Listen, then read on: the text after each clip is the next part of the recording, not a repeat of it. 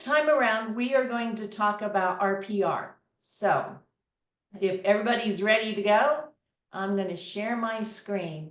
Let's rock it, Yvonne. All right. So I've got two screens up. Can you guys see two screens? I'm going to take one down and make this one bigger. How's that? All right. Can everybody see my screen? You got it. All right. So the first thing is to know where to go for RPR. Let me tell you what RPR is first. RPR is a service that is just for realtors. This is not public facing at all. This is only for realtors. And the first thing you do is figure out where to go. So it's NARPR.com. NARPR.com. When you get in there, you're going to want to set up your profile. So the reason why this is important is once you start doing some of this collateral, marketing collateral, all of this information is going to automatically populate. So make sure you set up your profile, which is very simple. It's like everybody else's websites, and put your logo on there as well. Now, what RPR is a bunch of tools, and we're going to focus on the CMA. But before we do that, I wanted to show you a couple of other things. If you scroll down, actually, you can do a property search. Let's talk about that just for a moment. If I do a property search, no, I don't want you to show me. I'm trying to show everybody else. All right. Well, I didn't know it was going to do that. Go away, go away. So you can do a property search just like you can do in your MLS. And this has the on market and the off market, like for sale by owners and things like that, also show up. So we may do a whole section on how to do a property search. Now, the other thing is I'm going to put in an address of a property that I just sold. It's actually my personal home that I literally just sold, just to use it as an example, okay? So I put in that in property search, put in the address. Couple of things are going to pop up. You're going to see a CMA, to be able to do a CMA, do some refined value. You can also do a seller net sheet here in RPR. I wanted to show you a couple of other, real quick, couple of other tools. You have Valuate, which it doesn't appear that you have to pay for. If you work with investors, there is a ton of spreadsheets in this system in Valuate. So maybe take some time to play with that. But here's the other cool thing is that it links to zip forms. So that's kind of fun that you can do zip form, do a interaction between RPR and zip forms. There's a few other things here that you do end up paying a subscription for, so I'm not going to touch those at all. But we're going to talk today about CMA. Before I do that, has anybody gone in and used RPR before? Anybody? I have. Yes. Okay. I have. Yes, I have. And Donna, fantastic. Good. Good. So this isn't new to you guys at all. So if you have things that you noticed while you were playing around with it, I want you to just jump in as well. So we're going to talk about a CMA. First thing is, once you put in the address of your potential listing, it's going to show, it's off market or whatever, but it's also going to have an RVM. Now, we're used to AVMs, so what's an RVM? RVM is a realtor valuation model, right? And so it takes the on and off market information, and then you see over here where it has your confidence level. I've seen some that only had a 3-star confidence level, which told me that they didn't, the system, the AI was not picking up all of the information that it normally does. So just right away, it's got a RVM compared to an AVM, so that's good. It also has a estimated range. And so, again, right away, this is just helping you kind of at a quick glance see what's going on with that, with the property. In this case, we've got 448 to 466. Honestly, I've seen them from, 395 to 610. So a huge range. So this doesn't really help totally, but it gives you, some interesting information. The other thing this does, if you scroll on down, this is going to give you all of the information that has been in the MLS or off-market marketing for this property. So it's going to have, interior, exterior features. It's going to have all of that public information that we have to go to 10 different websites to get to. It has it all right here, including the schools, and the owner information. It has the listing history on there. Then it has the deed, and the go down a little bit farther, it's got the mortgage information. It's got just a bunch of very quick scrolls, right? So this is your assessed value, your tax assessed value, compared to the RVM, the estimated. So what I find is helpful is that I can plug in this address, and within less than a minute, I can see is the value and the tax value. While we know that doesn't really mean much, it does to the owner, right? Because they know what their tax value is. And so just see, is it way off or whatever? And then it has the mortgage information on here. So all that to say, very quickly, you can find out a lot about a potential listing in a very fast amount of time without switching several different websites. Any thoughts or questions about that? No, that's great info. Awesome. All right, guys. So what we want to do is a CMA value. So we're going to hit edit CMA. Now I started this one already. I just wanted you to see how it all works and didn't want to have to do it right in front of you, right? So let's approve that recording and we'll keep moving. So the first thing, as soon as you click CMA, you get to this page and you have a lot of editability here. So the first one is to confirm the home facts. So when you click that, many times it's picked up the public record, but it doesn't necessarily have the listing data yet, right? So if you already know that this is a 3-bedroom and you see where public records had nothing, so anything that you have extra information that's not showing up, go ahead and put that in there. So this one already matches up pretty much because, I've been adding this as we go. See, garage, it had it as a blank, and I put in, yes, it does have a garage. And then you're just going to confirm the facts. This helps you with your valuation. Now, the next thing is you're going to search for comps. Now, there's 2 ways to do it. You can search an area. You can draw a shape. How many of you were with Paragon before that Tempo, where we could do like a radius or a polygon, right? Do you guys remember that?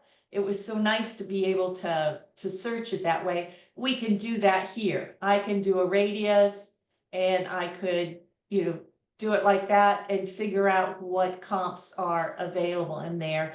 We'll find that there really wasn't anything, but this is a super good tool, custom area, or you can do zip codes, etc. But here's where the power comes in. If you've already done your research on Flex, so you have the comps, right? You add them super fast and easy here. You just start typing the address, it pops down, you click it, it comes over here. Boom, you're done.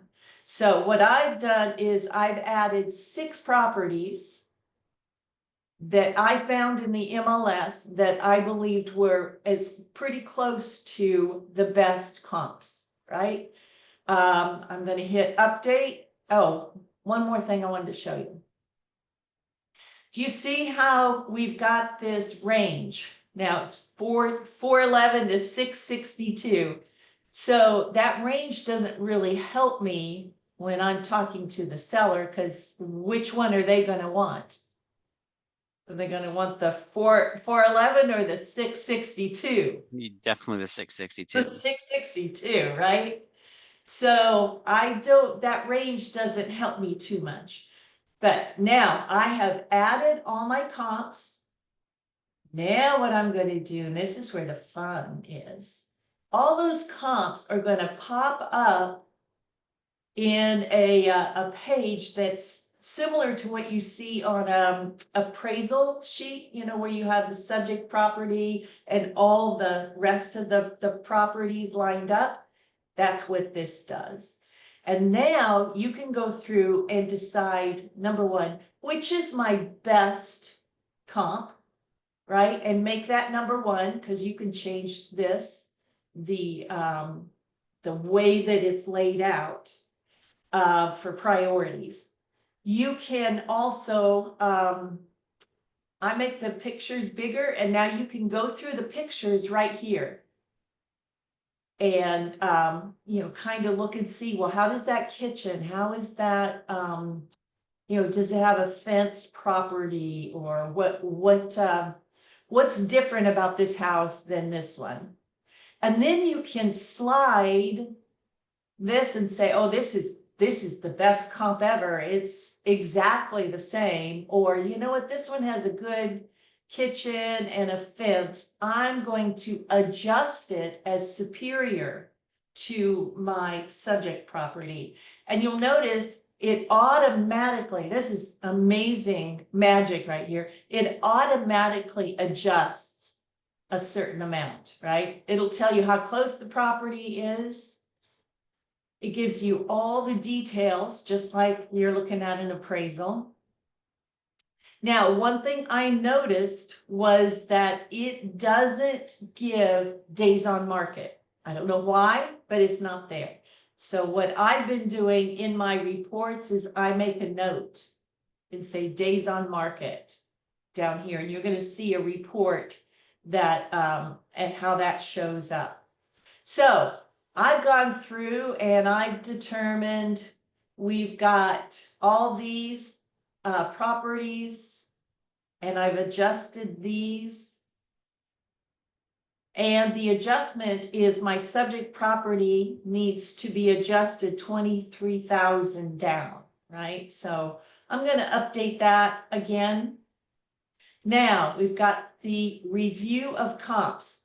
Here's where it's really interesting, because you know how when you're getting ready for a listing appointment, you go in with, a generalized idea of how much it's going to list for, and you've got a range, right?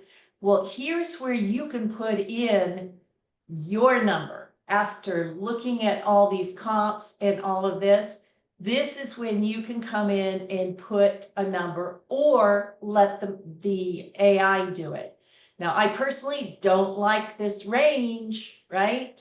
So I would change this range. I would change it to, let's see. I might do that. I might do tighter, right? If I think that this property, I'm gonna list it for 475. That's what I think that it should be. Then I'm going to do this range at 465 to 495. And the reason why this is important is it's going to show up on your report. I've given a lot of information, and I've got one more thing I want to show. Does anybody have any questions? Yeah, I just want to a question on that because I think that this is probably the most powerful thing, and you and I talked about this before, in those adjustments and that what you did with that sliding scale, that is one of the most powerful tools in here because it takes us from having to adjust $3,000 for a bathroom and make up numbers that we don't, we're not, most of us are not um appraisers, so we shouldn't be, in my opinion, shouldn't be making those level of adjustments. This Right. allows us for market analysis purposes to very quickly go in there and make those adjustments, based on our eyes and the information that's there. So that's a very powerful tool that's in there. It's a very, very powerful tool. And you get to decide if your sellers are going to see these or not, right? According to what you put into the report. But this could be super helpful for you. Absolutely, Chris. Because it adjusts the price per square foot and the price. I mean, that's amazing. That's really literally at a click of a button. Okay, so then the last thing is you create a report. Now, here we go. The report, there's a bazillion of them, and I've just got a couple of minutes, so I want to share with you. The one that I use is the seller report. It's 81 pages. Now, oh my gosh, if I sent 81 pages to most sellers, they would either freak out, or if they're, engineering type, they would have analysis paralysis because there's just way too much information. So here's what I do. I go through and I pull out things. I'm like, yeah, I don't like that. No, I don't want that. They don't need the RP livability. They don't need, the proper history, whatever you decide. So I'm going to, and then you hit run report. It takes a minute or two, and then it's going to surprise you with a doorbell.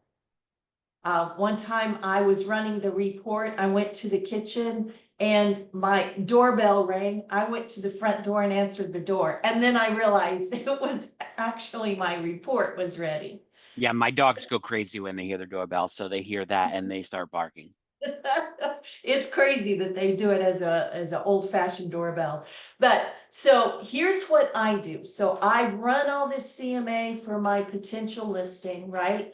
I run a full seller report, all 81 pages for me, okay? Then I go back through and I customize it for my seller.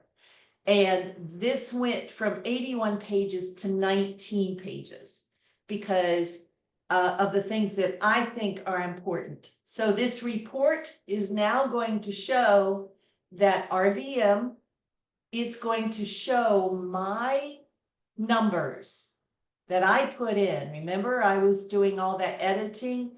This is my numbers I put in based on the CMA. This is that home facts, and then there's just a whole bunch of interesting things. I throw in a couple of the charts just to be able to talk about, what's the market doing. This one is for the zip code. I keep this one in because I think that's interesting with the sales volume and such. More charts. I just want to give you guys a feel for what you could put in this report, because you got a bunch of stuff you could choose to put in or take out. Now, this may look familiar. Here's your CMA that you've been working on. There's that days on market that I told you I put in there as the notes. But this gives the seller a side-by-side adjusted view of the comps, and then it breaks them down. So then you can choose a few of those to put in there. And then at the very last, and then I'm done, it's got the recommended pricing strategy. Remember how we used to have like on top of Paragon, or years ago Tempo, it would have the high and the low and the median and all of that. That's what this is. So this is using my comps. Here's the highs and the lows. Here's the for sales, you know, the actives, the closed. Is there anything that is distressed, expired? So it automatically pulls all of that from the MLS and public records. So that is my little explanation of RPR. Does anybody have any questions? I know I went super fast, but there is that CMA with the sliding thing and being able to see everything at an instant, I find really powerful. Has anybody else used this before? Yeah, I Yes, use it all the ma'am. time. It's awesome. Awesome. Yes, and I was gonna say I love the fact that it can go to zip forms. So once I found that, it like saved a lot of time. So Yes, yeah. It's amazing how it can all slide together. So, Donna, you were asking the DOM and all that. I do. That's why I have my split screen. So I'm doing RPR on one side, I'm doing Flex on the other side. And so I'm using Flex to get to all my comps. But then I'm putting them in the RPR because that tool is better than anything I've seen on Flex. Hope that answers that question. And I think that's the rest of this looks like AI talking to us on Yeah, it's all talking. chat, right? It's all the note takers that are in here. Awesome. Well, good. Well, this is it. It is time. I want to be respectful of your time. Thank you so much for allowing me to step in, Chris. And Well, yeah, thank you, Yvonne. again, I appreciate that. We were talking earlier, like you said there, like, you know, if anybody else it has a topic that they would love to love the train on, please let me know. Yvonne literally just messaged me. We grabbed a coffee and then she's like, yeah, absolutely. You know, let's do this. Let's make it happen. We got her on the calendar. So if you have a topic that you feel like you would like to train, let me know. You know, again, we were talking earlier. It's a great way to learn something too. If it's a tool you want to learn, teaching it is a great way to learn it, and is a nice, you know, pretty safe environment to do that in. So thank you, Yvonne, for hosting today. I did drop in the chat March's calendar for Tech Thursdays, so you have an idea of what's coming on and what you want to attend. So next week is Flex MLS, so we're going to go into some of the tips. As I know, you know, many of you used Paragon for many years. Being in different markets that I've been in, I've been using Flex for several years. So I will be kind of giving this a little deep dive into, well, surface deep dive into Flex MLS, because it's a beast that, you know, it's tough to cover in a half hour as well. But part one of Flex MLS for next week. But thank you so much, Yvonne, for hosting today, and thank you for everybody being on here and getting here early in the morning. And I appreciate all of you. Thanks, Yvonne. Thanks, guys. Yvonne.